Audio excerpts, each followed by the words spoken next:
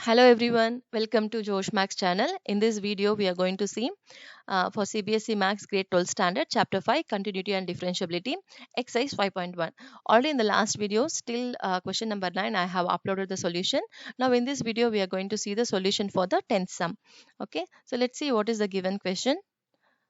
Find all points of discontinuity of f where f is defined by, so here 10th one. So this is the given function. We need to find out the points of the discontinuity for the given function. So where the particular this f of x discontinuous. Okay, so now what is the f of x here? The two different functions we have under the two different conditions. So we have to use the first function, that is x plus 1. If x is greater than or equal to 1, we have to use the first function. If x is less than 1, we have to use the second function. Okay, so based on the if conditions, we have to break the real line. So let's break the real line, and so we can have some idea about how to check the uh, discontinuity or continuous, how it will happen. Based on the conditions, we can take it. Okay, now using the if conditions, let's break the real line at 1. Okay, now we can see this particular interval is what? X is less than 1, and here this is x is exactly 1, and this particular interval is x is greater than 1. So we are going to have a three cases to check the point at what point the given f of x is discontinuous. Okay, while checking for the x equal to 1, what we need to do is what is the f of 1. So if x takes the exactly 1, what is the value?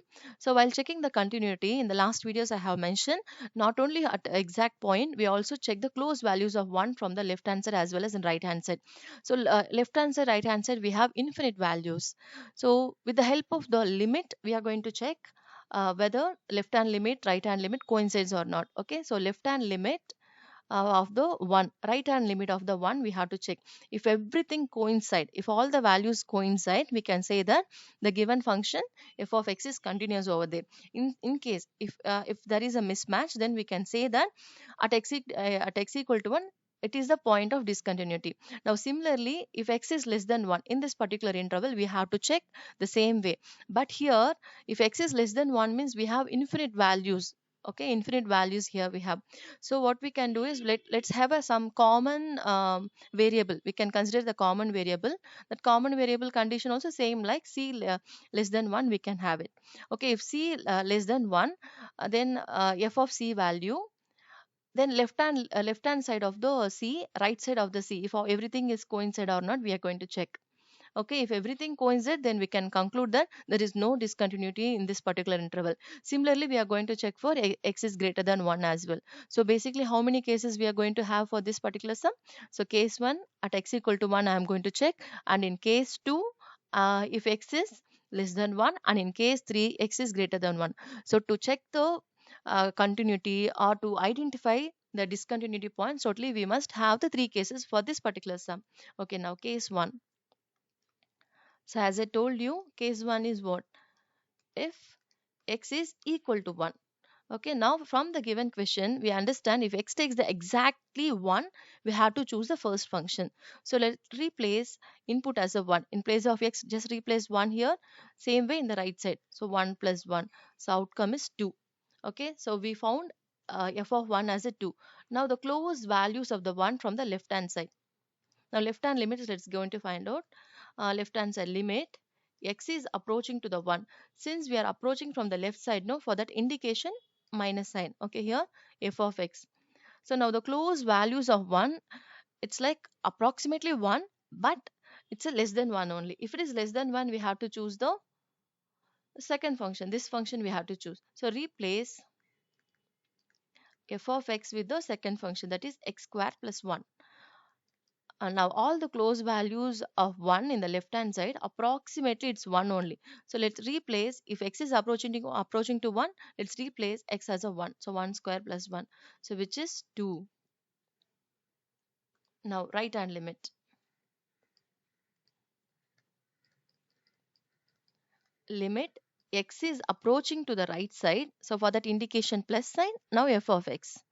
So right side close values are approximately 1. Okay, but it's anyway greater than 1. So if it is greater than 1, out of these two, the suitable function is first function. So replace the f of x with the first function, that is x plus 1. Now substitute x as a 1, since all approximate values are approximates are what? All the close values of the 1 is approximately 1 only. So we can replace x as a 1. Now substituting and finding the result as a 2. Now we can notice that f of 1 value, left hand limit, f of 1 value, left hand limit and right hand limit, everything is same. So that means at x equal to 1, the point is the given function is not discontinuous. Okay. Now in case 2, let's check for if x is less than 1. So I already told you, if x is less than 1 means we have infinite real numbers. Okay, so for every real value we won't be able to check, it's not possible also. So what we are going to have, we are going to have some common name. So let c be any real value, any real value.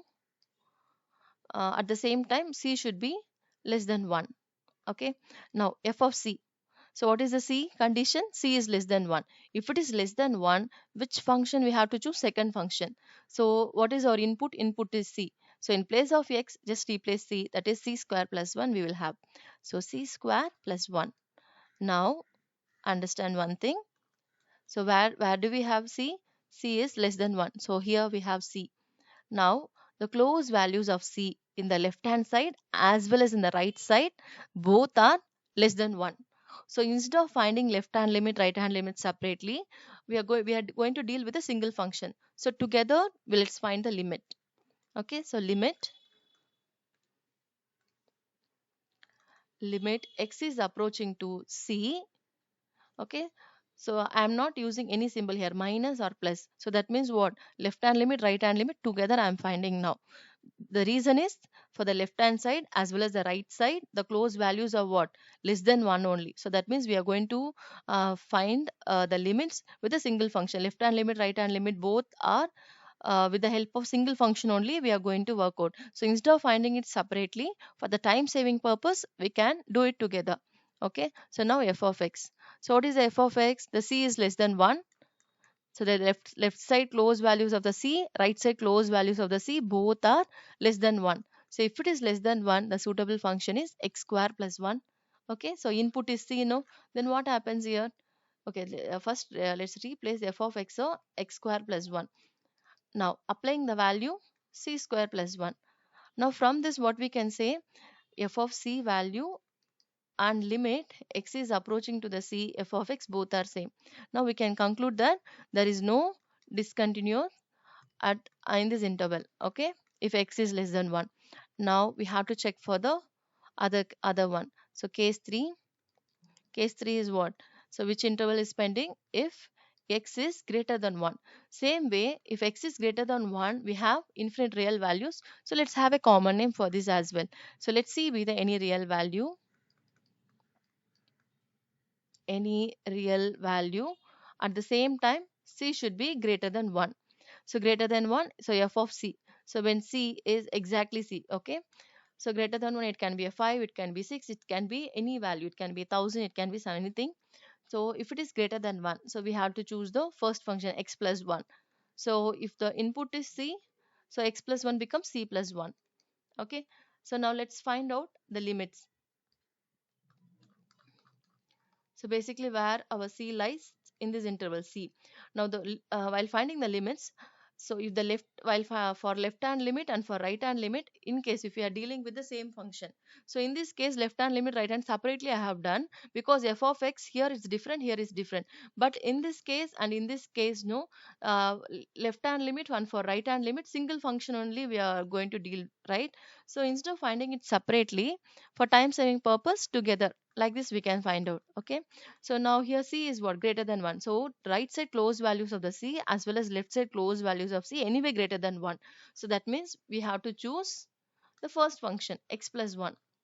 So let's replace for the limit x is approaching to c for the both left hand side, right hand side, f of x. Now f of x replace with the suitable function, that is x plus 1. Now apply the limit 1 plus 1 equal to, sorry, it's a c. It's a c, x plus 1. Now apply the x value here. that is c plus 1. Now we can notice that f of c and limit x is approaching to c f of x both are same. So f of c equal to limit x is approaching to c f of x, both are equal. So from all the three cases, one thing we can say that here also at x equal to 1 there is no discontinuity, right? And if x is less than 1 also, limit and f of c exactly same. So even in this interval there is no discontinuous, right? Now in the case 3 also we can notice that f of c and limit x is approaching to c f of x value also same. So that means for the given function there is no point in the for the discontinuity. Okay, so let's write the same as a conclusion.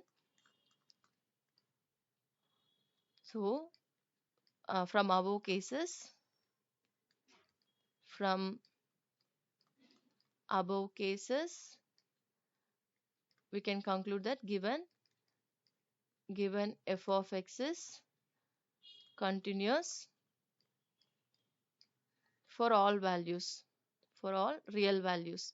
So that means what? There is no point of discontinuity. Okay, thank you children, and for the next video I'm going to upload the solution for the 11th sum. Okay, thank you for watching, and please do subscribe. Thank you.